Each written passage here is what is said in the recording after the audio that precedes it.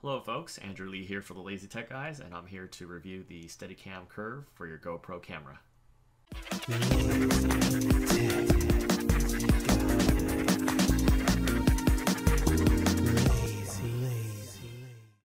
Alright, so in my hands here is the Steadicam Curve. This is the latest handheld stabilizer from Tiffen.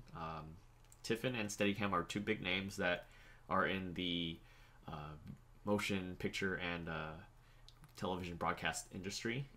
Tiffen has been doing this for about 75 years, and well, the Steadicam brand pretty much started it all back in 1976. So this is a pretty big deal. I mean, this is all before I was born, so they definitely certainly have the know-how. But as you might associate with the GoPro technology, the camera itself, and so forth, this is designed to capture those fast-paced action shots that you would find in the snow if you go up to Tahoe and so forth, but without all the equipment and just this handheld, which makes it great. So going into sort of the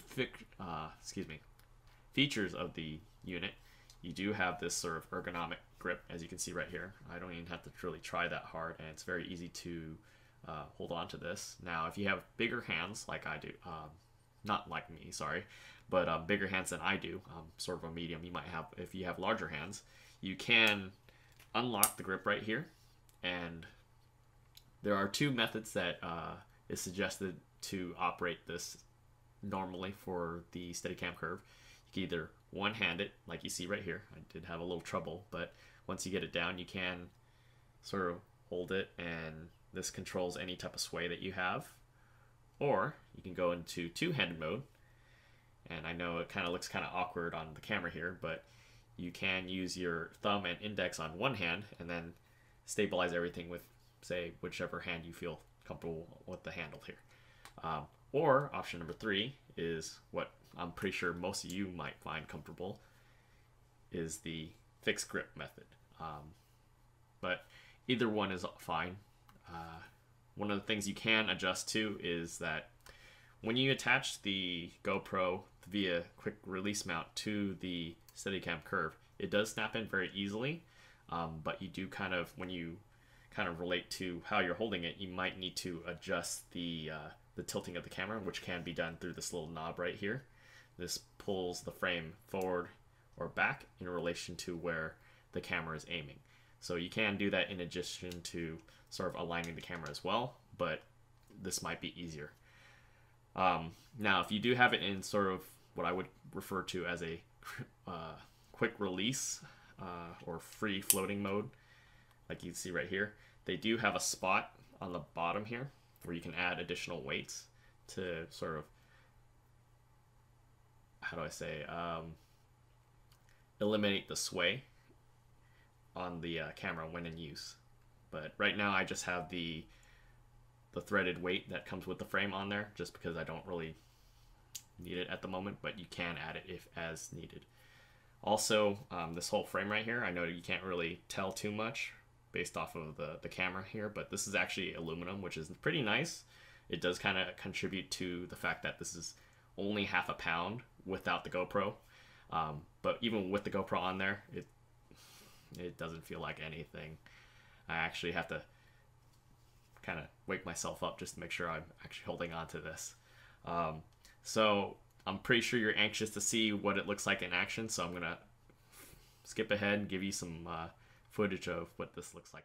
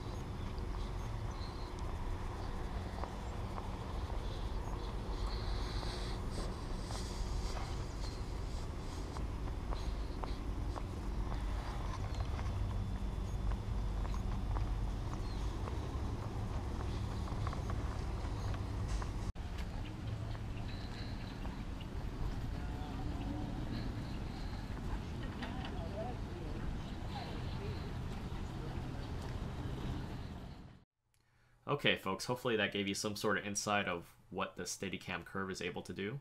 One of the things that I liked mostly in that whole set was the fact that with the fixed configuration, it was pretty fluid, stable. Probably gave me the most confidence in trying out something new. But at the same time, one thing you want to keep in mind is the amount of pressure that you sort of exert on the handle and on the I want to say the little knobby thing that we have right here. The reason being is that especially if you're moving, your tension will transmit from your arm to the actual stabilizer, which will give you that sort of shakiness that you'll see in that video there. So as the quick start guide that they give you suggests, practice, practice, practice, and you might actually not even see this.